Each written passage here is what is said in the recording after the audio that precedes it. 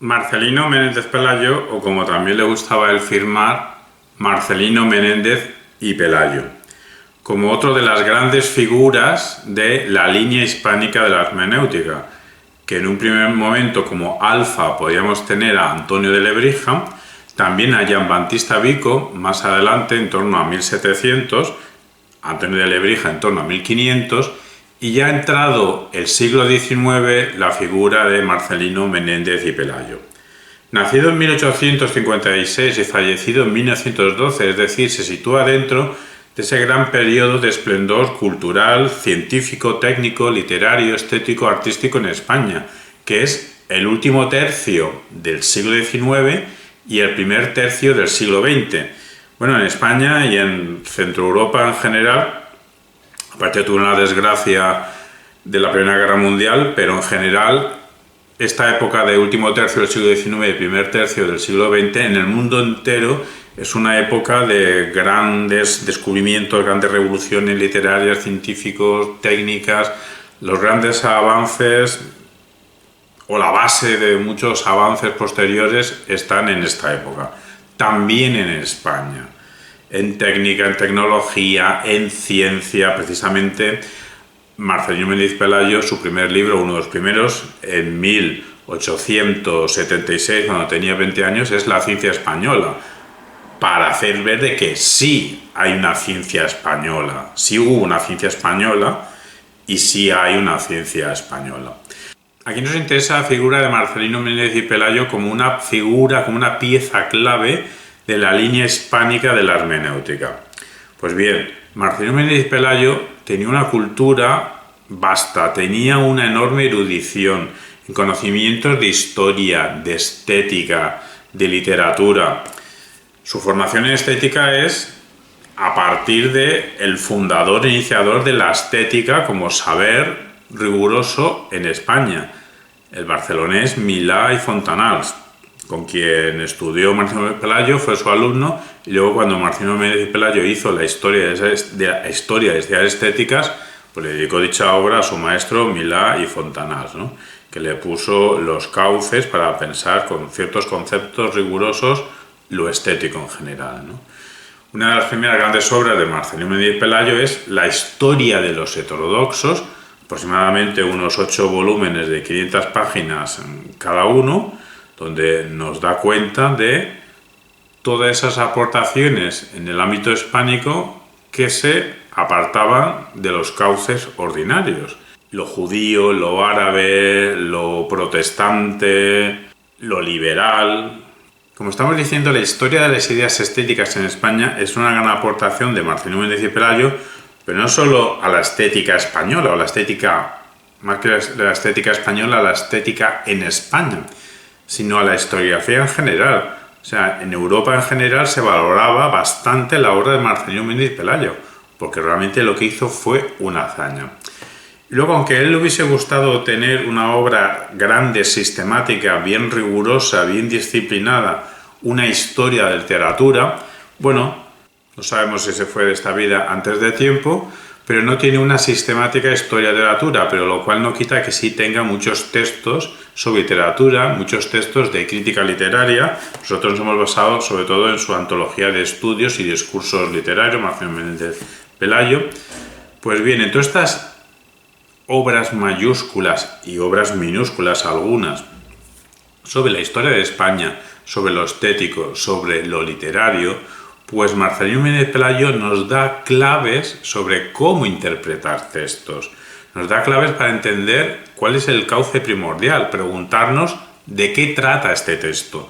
Por eso Marcelino Menéndez Pelayo tiene y hace una gran aportación a la hermenéutica en general, pero como existe, y esa aportación la hace en español, y como existe una línea hispánica de la hermenéutica, pues Marcelino Menéndez Pelayo es un gran elemento, un gran material, una figura central de la línea hispánica de la hermenéutica. Y a continuación vamos a desarrollar esta tesis. Marcelino, Menéndez y Pelayo.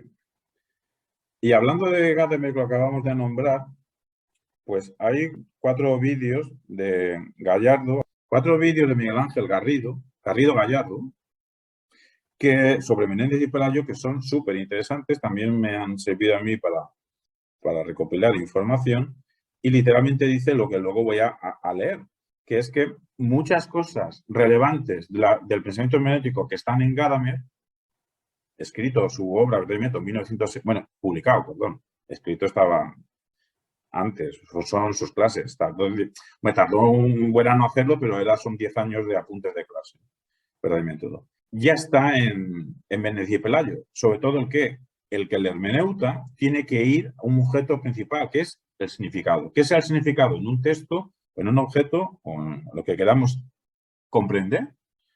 Y entonces la pregunta exacta es cómo accedemos a dicho significado. Eso es lo principal, no solo ya de la hermenéutica, sino también toda la filosofía del siglo XX, y ya estaba en Menéndez Pelayo. Alguien nacido en 1856 y fallecido en 1912. Gadamer nació en 1900. O sea, cuando Gadamer nació, el cuerpo más extenso de la obra de Menéndez y Pelayo, al menos la mitad ya estaba hecho. Murió joven, muchas décadas antes que Gadamer ya está lo principal. Pues ese es el motivo de que nos introduzcamos ahora mínimamente en Marcelino Menéndez y Pelayo. 67 volúmenes es sus obras completas. Ahí es nada de este filólogo, crítico literario e historiador de las ideas, de una obra científica tan colosal que pasa por ser una de las mayores cumbres, no ya de la cultura española de su época, de tránsito del 19 al 20, sino de la cultura española de todos los tiempos. Es nuestro gran erudito del siglo XIX, inicios del XX. Consagrado a la historiografía de la estética, a la interpretación crítica de la literatura en español, a la filología hispánica en general, y todo esto desde una actitud que posteriormente se ha venido a llamar hispanismo filosófico. Cualquier investigador estudioso del concepto de la hispanosfera en general se suele reducir a las cuestiones filológicas e históricas, es un hispanista. A mí me gustaría ampliar más allá de lo filológico y lo histórico, o sea, un estudioso de la gastronomía de Guatemala, pues también lo consideraría yo un hispanista. Y sería hispanista filosófico si nos hace pensar sobre el objeto que está estudiando. Pues a Marcelino Menéndez y Pelayo, a posteriori, se le sitúa en el hispanismo filosófico. Esta mentalidad de hacer una reflexión sobre qué sea lo hispánico en general, la hereda no de un profesor suyo, porque no le dio literalmente clase, un profesor cuando él estaba estudiando, pero no recibió clase, pero bueno, vamos a decir profesor porque recibió su magisterio en general, llamado Gumersindo Laverde. Y posteriormente, Gustavo Bueno, a veces lo he nombrado, filósofo español de la segunda mitad del siglo XX, fallecido en 2016 y creo que nacido en 1924. Gustavo Bueno es otro filósofo que ha hecho, iba a decir bandera, pero bandera se puede malinterpretar simbólicamente, que ha hecho bandera del concepto hispanismo filosófico. Y es un seguidor, Gustavo Bueno, de Marcelino Menéndez Pelayo. De Fernando Miguel Pérez Herranz, Pensamiento filosófico hispano, siglos XV y XVII. Pues Fernando Miguel Pérez Herranz nos explica que la labor de Marcelino Menéndez y Pelayo es descomunal, sobre todo en su historia de los heterodoxos españoles y en su historia de las ideas estéticas. Al punto, es importante su labor en estas dos historias descomunales en tamaño, que nos sirve para nosotros, a posteriori el de Menéndez Pelayo, nos sirve como un modelo inexcusable para nosotros comprender la época en que vivimos nosotros, aunque la labor de Menéndez Pelayo era comprender su propia época. Otro autor autor de vídeos, que nos hemos basado para formarnos, informarnos en Menéndez Pelayo es José María Bellido Morillas. Nos explica José María Bellido Morillas que el hispanismo filosófico de Menéndez Pelayo fue una reacción. Ya hemos dicho muchas veces que se piensa contra. Esta expresión de pensar contra de Gustavo Bueno, dije, pero fue Gastón Bachelard el primero que la introdujo. Bueno, a veces os he dicho que para interpretar a alguien hay que saber contra quién pensaba. pensaba Menéndez Pelayo contra el krausismo. El krausismo es una corriente filosófica oriunda de Alemania que hizo, curiosamente, fortuna en vez de en Alemania, en la España decimonónica y de principios del siglo XX, de un pensador, Krause, ni siquiera secundario en Alemania, un pensador terciario de importancia. No tiene mucho sentido hacer jerarquías de pensadores y de filósofos, ¿no?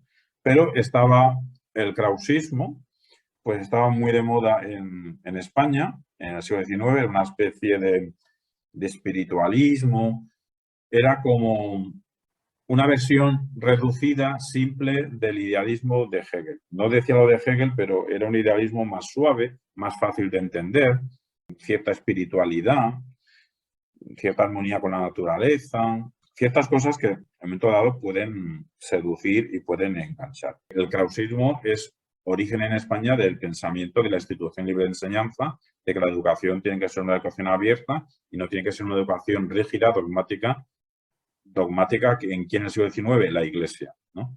Quizá el krausismo de Krause, pues no tenga una potencia filosófica muy grande, pero las repercusiones que tuvo en España de la pedagogía abierta, la pedagogía de la institución libre de enseñanza, en la que estaba en sintonía Menéndez Pidal, el siguiente pensador que veremos, pues tiene mucha importancia. De ahí que Menéndez Pelayo, un intelectual conservador, pues arremetía contra este krausismo que incluso se puede sintonizar en los orígenes del Partido Socialista Obrero Español en España, vive de esta confluencia del krausismo, ¿no? Aquí hay una maraña de ideas interesantes, ¿no?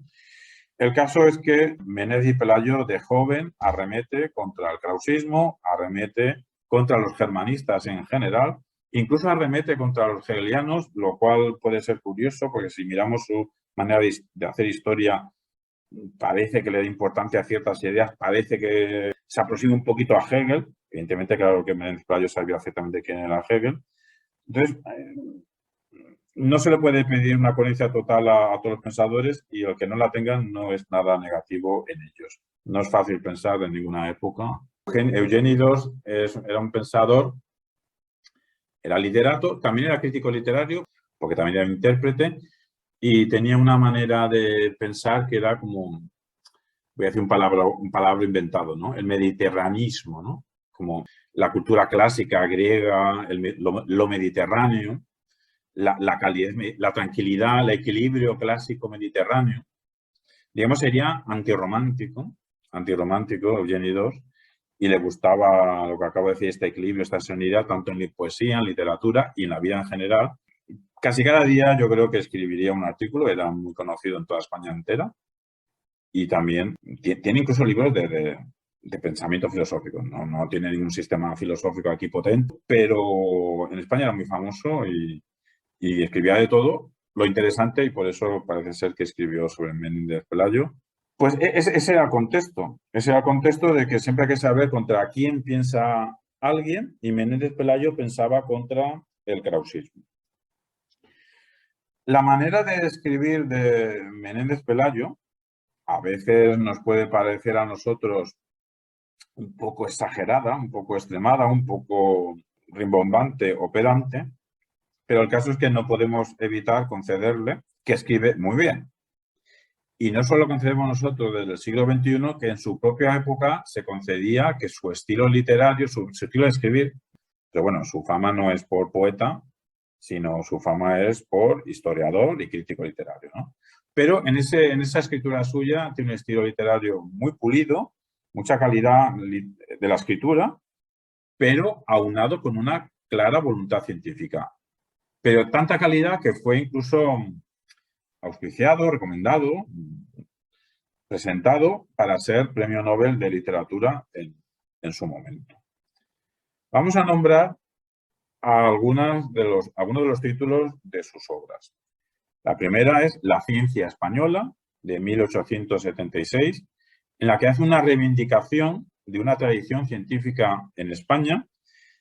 Esto dicho así, pues no sé cómo sonará. Un libro que también me he basado algo para Menéndez y Pelayo y para muchos pensadores de estas sesiones, que es esta voluminosa obra de 1.300 páginas de El legado filosófico español e hispanoamericano del siglo XX, y subrayo que dice hispanoamericano, no dice latino, y es una obra de consulta, no de lectura, es una obra de consulta, son 1.300 páginas, pero es súper, súper interesante. No está escrita por una persona, evidentemente son 100 personas o más las que lo componen, entonces también es otra obra de referencia de consulta. Es que he hecho asociación de ideas al decir que reivindicaba una tradición científica en España. Yo no sé cómo sonará eso actualmente. Bueno, pues reivindicaba la tradición científica en España. Algo curioso, nadar contra corriente, porque en España, en aquella época y en la presente también, muchos se creen y se creían que España no tiene una tradición científica, que España es una producción de místicos, de pintores, de literatos, pero que no hay científicos en España. Bueno, pues ya en 1876, ya su primera obra es La ciencia española para reivindicar dicha tradición.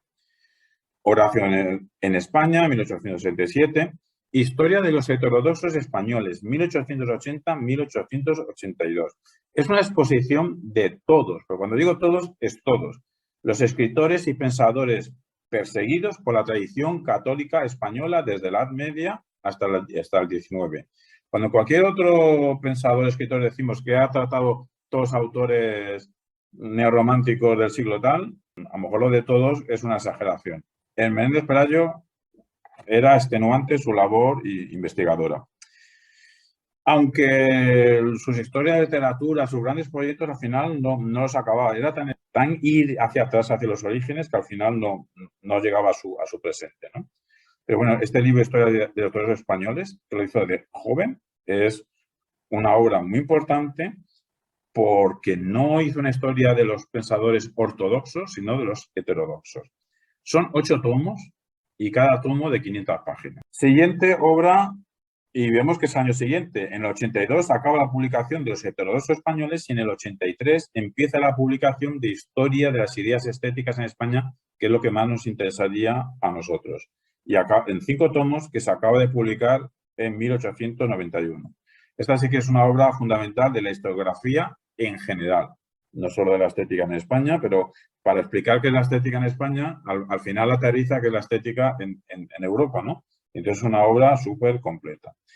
Otra obra importante suya, La historia de la poesía castellana en la Edad Media, de 1890 a 1911, o sea, 21 años, y no la acabó. Orígenes de la novela, en 3 tomos, 1905, 1907, 1910. Esta es una de las pocas obras que sí que se puede decir que está cerrada. Historia de la poesía hispanoamericana, 1893, 1895, 1911. Estudios de crítica literaria, 5 tomos. Nosotros nos hemos basado en una selección de esos estudios de crítica literaria, antología de estudios y discursos literarios. Ensayos de crítica filosófica, 1892. En la introducción, Mario Crespo López nos dice lo siguiente, que Menéndez Pelayo ha sido seguramente el gran historiador de nuestra literatura y en general de nuestra cultura, y cuando ahora hablo yo, reproduciendo las ideas de Mario Crespo, cuando decimos nuestra literatura, nuestra cultura, en el nuestra incluyo la hispanosfera. Es decir, Marcelino Menéndez Pelayo pensaba en todo el conjunto de la cosmovisión hispana.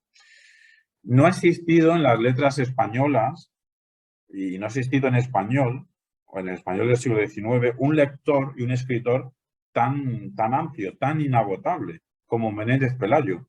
Legó una biblioteca de 42.000 volúmenes, que son muchos volúmenes. Seguro que hay muchos intelectuales, escritores que han dejado muchos más volúmenes, pero una cosa es dejar muchos volúmenes porque has comprado muchos volúmenes y otra cosa es que en el caso de Menéndez Pelayo podemos decir, lo sabemos por sus escritos, que se leyó esos 42.000 volúmenes. Su extraordinaria erudición y su vasto saber le llevaron a no despreciar ninguna observación marginal. De ahí que su escritura es muy detallada, muy minuciosa. Cualquier cosa que nos podría parecer no importante, la cita. ¿Qué es importante para nosotros? Que Menéndez Pelayo fue un pensador cuyo ideal es que la historia con H mayúscula, la historia como disciplina, la historia con H mayúscula es una obra de arte, que el historiador tiene que hacer una obra de arte. Pero hay que ser muy amplio de mente para entender lo que acabamos de decir. No que el historiador sea un creativo, no me refiero a eso. Menéndez Pelayo se refería a que hacer historia tiene que haber una estructura bien trabada, una ordenación. A esta actitud de la importancia de la historia escrita bien organizada, pues llegó a tenerla a partir de 3 influencias. Una es el humanista, Luis Vives, es decir, le influyó mucho, es un maestro del Renacimiento, también muy importante. Ya hemos dicho que su profesor, aunque no le dio clase, Gumersindo, quien le llevó de joven, del inicial liberalismo que podía tener como joven Menéndez Pelayo, lo llevó al conservadurismo. Esto del conservadurismo de Menéndez Pelayo es una circunstancia política suya que no nos tendría a las personas que se consideren o no se consideren conservadoras, esto tiene que dar igual. No podemos leer o no leer a alguien porque esté en una sintonía o no sintonía nuestra. Eso pasa de que en la época del franquismo, que seguramente no conocían en profundidad a Menéndez Pelayo, pero solo por la etiqueta de conservador y encima católico, lo elevaron a los altares de la popularidad y entonces, claro, cuando acaba la dictadura de Franco, nadie quiso saber nada de Menéndez Pelayo. Y desde entonces estamos en la ignorancia. Todos sabemos que fue muy importante, pero ni se le explica, ni se le estudia, ni se le lee, lo cual es una lástima. Aunque tras el fallecimiento en 1890 de este maestro suyo, como siendo este sí que era extremadamente, digamos, conservador, pues esa influencia va desapareciendo, se va tranquilizando el joven, va madurando. Entonces, la inicial, a lo mejor, o sin a lo mejor, inicial intolerancia o poco tolerancia de Menéndez Pelayo hacia lo que no fuese hispánico, entonces podía parecer aquí un dogmático, un hispanocentrista, pues eso a partir de 1890 se atempera, se tranquiliza, incluso al final de sus días llega incluso hasta elogiar a ciertos pensadores de origen germánico, lo cual en su juventud se hubiese chirriado Menéndez Pelayo leyéndose, si de más viejo se leyó de joven, se hubiese chirriado a sí mismo. También fue influido por Milá y Fontanals, porque ciertos años de sus estudios universitarios pasó en Barcelona, en la Universidad de Barcelona, y había una cátedra recién creada de estética, de las primeras en España, incluso de Europa, después de Alemania, de Milá y Fontanals, un estético muy importante, de quien incorpora que lo estético como objeto de estudio científico.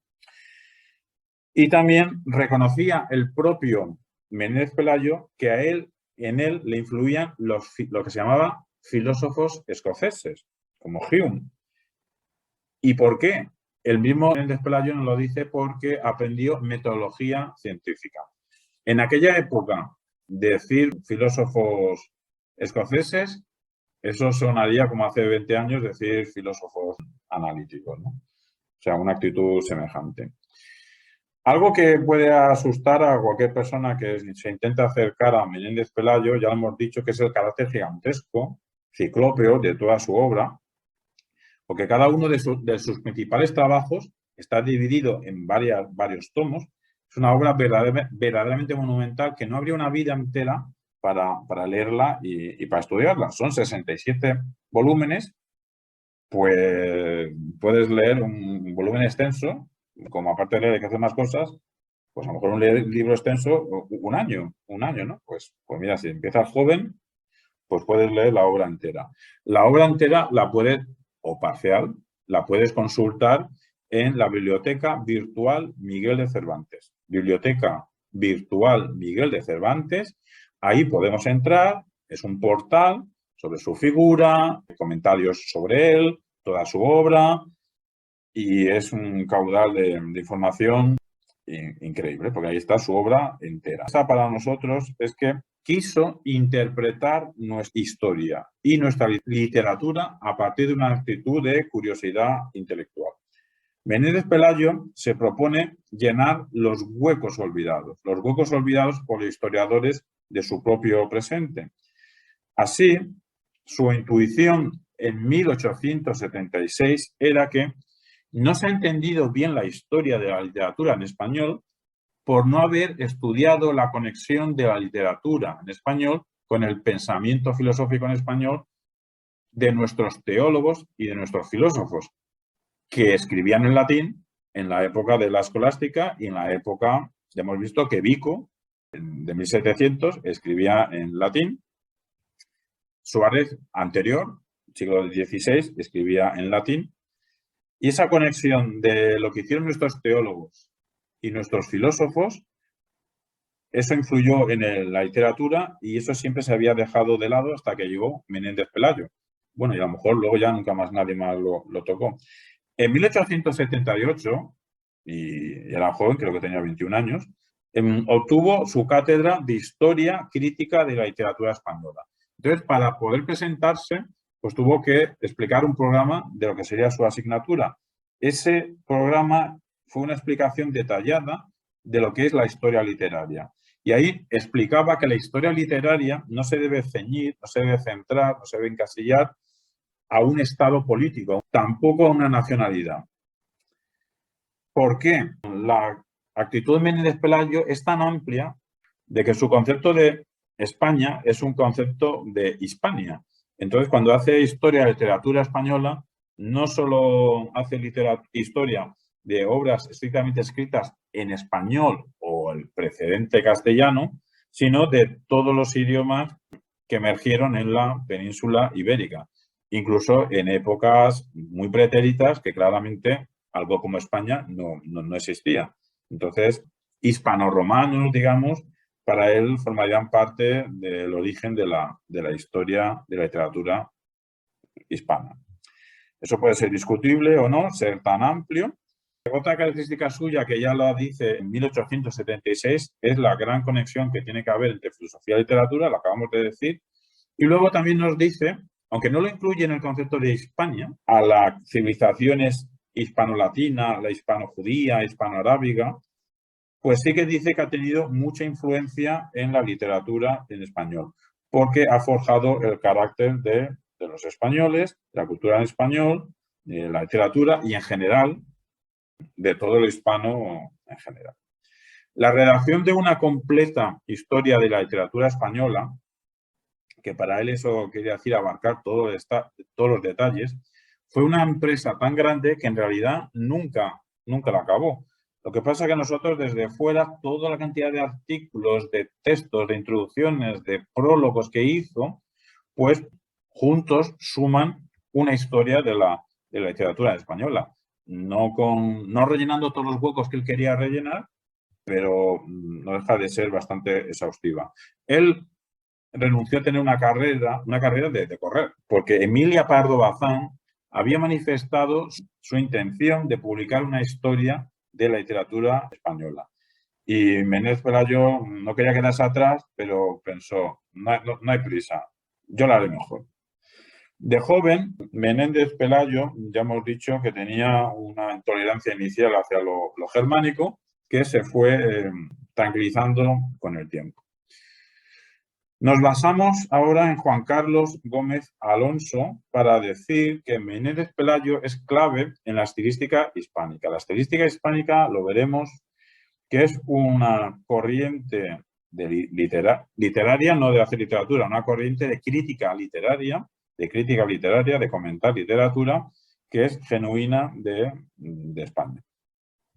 Y aunque sus artífices son los Alonso, Damas Alonso, Amado Alonso, pues el precedente, el abuelo, digamos, sería Menéndez Pelayo de esta estilística hispana. ¿Por qué? Porque Menéndez Pelayo es el creador de la crítica española, es el crítica de la literatura. Y lo que decía Menéndez Pelayo, lo que se exigía a sí mismo y exigía a quien quería seguir su línea de crítico literario, es un profundo conocimiento de las cuestiones históricas y filosóficas. Por eso es muy necesario recuperar su historia de las ideas estéticas en España, cuya idea fuerza de estos volúmenes, porque es más de un libro, de estos volúmenes, es el sentido de la unidad, el sentido de la unidad literaria. que no se hallaría, como hemos dicho, solamente en la lengua, sino también en el estilo. Entonces, ¿cuál sería la labor del crítico para Menéndez Pelayo? Ya estamos aterrizando en labores hermenéuticas. Pues el crítico lo que tiene que hacer es ponerse en medio, es interponerse entre el autor y el lector. ¿Para qué y cómo se pone en medio? Reconstruyendo la obra literaria a partir de intentar, como crítico teórico, intentar formular, explicitar esas leyes internas, esas leyes interiores que el escritor, quiera o no quiera, conscientemente o no tanto, se haya cumplido en su obra. Lo que pasa es que para eso Menéndez Pelayo nos dice que hace falta una actitud científica, no puede ser cultivo de la fantasía en la crítica. Para Menéndez y Pelayo, el crítico lo que debe hacer es rehacer, volver a caminar, rehacer el camino mismo de la creación. Esto vimos que ya sobre una época parecida en la hermenéutica alemana ya se estaba diciendo. Lo importante para nosotros es que la crítica literaria también es un camino de creación. El crítico literario también es un creador, pero no un creador que inventa, sino un creador que descubre. ¿Y cómo descubre el crítico literario? Familiarizándose con la obra, pero todo esto tiene una finalidad estética. No sé si esto queda así muy cursi, son palabras de Menéndez Pelayo. El objetivo final es el goce estético que produciría esa lectura desinteresada. Lo digo sin haberlo pensado y queda ahí en el aire. Yo no sé si se contradice Menéndez Pelayo o no se contradice. Porque para poder, lo decía varias veces, para poder disfrutar de esa lectura desinteresada, lo que tenemos que hacer es esta actitud científica, historiográfica, de acercarnos a la obra, esas leyes internas, etcétera, etcétera. Mucha actitud teórica reflexiva, mucho conocimiento. Y al final podemos encontrar lectura desinteresada que nos lleve al goce. Pues a lo mejor la lectura desinteresada, más desinteresada sería si no nos informamos tanto. No estoy haciendo ninguna crítica a Menéndez Pelayo, solo digo que aquí hay algo a subrayar, no sé si hay contradicción o posiblemente no la haya. Lo que nos está diciendo Menéndez Pelayo es que para llegar a esa lectura desinteresada y gozar hay que trabajar. Y a trabajar es remangarse y hacer análisis, hacer comparaciones. Pero esto con un criterio histórico, por eso hay que conocer todas las épocas, todas las obras precedentes. ¿En base a qué? En base a las fuentes, en base a las autoridades.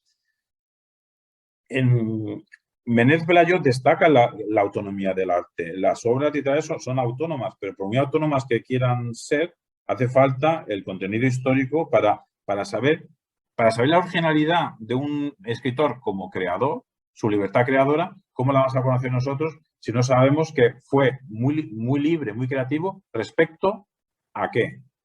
Pues respecto a qué, ese qué es lo que tenemos que conocer nosotros para poder analizarle, etcétera, etcétera. He dicho antes 67 volúmenes, lo primero que he dicho. Si veis escritos un poco antiguos o los vídeos que he dicho antes de Miguel Ángel Garrido Gallardo, dice que son 65 volúmenes y yo he dicho 67. Es que ya se han publicado 2 más volúmenes solamente de cartas de correspondencia. Y entonces, claro, ahora a veces nos critican porque estamos siempre en el Facebook escribiendo cosas, etcétera, como si eso fuese una actividad menor, que es una actividad menor, pero lo de escribir notitas y cartas, etcétera, eso es muy antiguo. Lo que pasa es que hay gente como Menéndez Pelayo, pues sus notitas son más interesantes que las de un servidor. No digo nuestras, digo las de un servidor. Y entre las cartas de Menéndez Pelayo tuvo con Croce, el otro pensador hermenéutico italiano de la misma época, y muy interesantes también. Pues estábamos comentando que a nosotros, como dentro del pensamiento hermenéutico, nos interesa mucho saber que para Menéndez Pelayo la crítica literaria debe respetar dicha libertad del creador de la que estábamos hablando para saber darle su valor estético, pero para eso nos tenemos que basar en cómo se expresa, en el contenido histórico que le pudo influir y dice literalmente en la intención de la obra. No sé si se refiere a intención del autor que posiblemente sí, pero no dice la expresión intención del autor, dice intención de la obra. No quiero atribuirle a Menéndez Pelayo metáforas de que es la obra que tiene intenciones, eso sonaría más bien a Heidegger, pero dice que hay que estudiar la intención de la obra. Yo creo que más bien es intención en la obra. ¿Y cómo debería juzgarse, entonces, cualquier obra literaria? Pues a través del análisis de esta obra literaria. Eso sería, acordar que siempre los tres materiales es escritor o orador, el discurso o la obra en sí y el receptor, ¿no? Aquí se está basando en la obra en sí, pero se basa en la estructura de la obra, pero teniendo en cuenta el contexto filosófico, histórico, intelectual en el que dicha obra se ha originado. Vimos que esto en la hermenéutica alemana de la misma época se estaba diciendo más o menos lo mismo. Pero aquí no viene más o menos lo mismo. La novedad de Menéndez Pelayo es que todo esto es para saber localizar, describir el estilo de ese escritor. Por eso, la corriente filosófica de mediados del siglo XX, estilística española, tiene en uno de sus abuelos a Menéndez Pelayo. Hay que dar cuenta del estilo del escritor. Según Miguel Ángel Garrido, pues nos cuenta que su gran mérito es el gran teórico y realizador de la literatura comparada. Esa disciplina peculiar de comparar Pelayo da con la tecla para comprender una obra literaria. Y nos dice Miguel Ángel Garrido lo siguiente: cuando hay dos personas que una a la otra le dice, he leído tal obra, los hermanos Karamazov, qué interesante te recomiendo que la leas. Pues el que recibe esa recomendación no dice algo de este estilo. ¿En qué principios estructurales descansa? ¿No? Nadie hace esa pregunta, ni siquiera un teórico de literatura. O tampoco dice, oye, que está muy bien hermanos Karamazov. ¿Y cuál fue la intención del autor, de Dostoyevsky? Tampoco se suele decir. Es una pregunta más simple la que hacemos todos. Pero incluso el teórico de literatura, cuando se quita las gafas del teórico de literatura y es un humano normal y corriente, ¿qué es? ¿De qué trata? Cuando nos dicen, léete o ve esta película, mira este libro, muy interesante, muy interesante. Sí, pero ¿de qué trata? Pues esta pregunta de qué trata es la pregunta clave que se formula Menéndez Pelayo para interpretar cualquier obra, y realmente es una pregunta simple, básica, pero que va al grano. Voy a cerrar ahora sí leyendo una cita textual que he copiado del vídeo cuarto de Miguel Ángel Garrido Gallardo en la Fundación Universitaria, una conferencia de 1997. Y literalmente dice lo siguiente: cuando Menéndez Pelayo trata a Platón, está planteándose unos problemas mucho antes que Gadamer, y esos problemas que se plantea Menéndez Pelayo son los problemas eternos de la hermenéutica. ¿Qué significa esta obra? ¿Y cómo llega a significar? ¿Qué significa esta obra y cómo llega a significar? Para Miguel Ángel Garrido Gallardo, eso es la clave del pensamiento hermenéutico, y tiene razón, y nos recuerda que esto lo dice décadas antes, medio siglo antes, bueno, más, que Gadamer. Y cerramos ya esperando que haya quedado bien claro que Marcelino Menéndez Pelayo está dentro de la línea hispánica de la hermenéutica. Por un lado, porque claramente está dentro de la hermenéutica, porque hace una aportación muy importante al saber de la interpretación, y no ya solo la interpretación de textos literarios, sino por proyección a la interpretación de la realidad española y a la interpretación en general del ser humano. ¿Por qué? Porque nos realiza la pregunta fundamental que hay que hacer ante cualquier texto: ¿de qué va este texto? ¿Qué se quiso decir aquí y cómo se dijo eso que se quiso decir? Y como ya existía previamente a él una línea hispánica de la hermenéutica, inaugurada por Antonio de Lebrija, continuada por Giambattista Vico, se tercera en un elemento y padre maestro de otros que vendrán, es maestro de Ramón Menéndez Pidal, a su vez maestro de la estilística, pues, como estamos diciendo, Marcelino Menéndez Pelayo, un elemento, un material muy importante de la línea hispánica de la hermenéutica.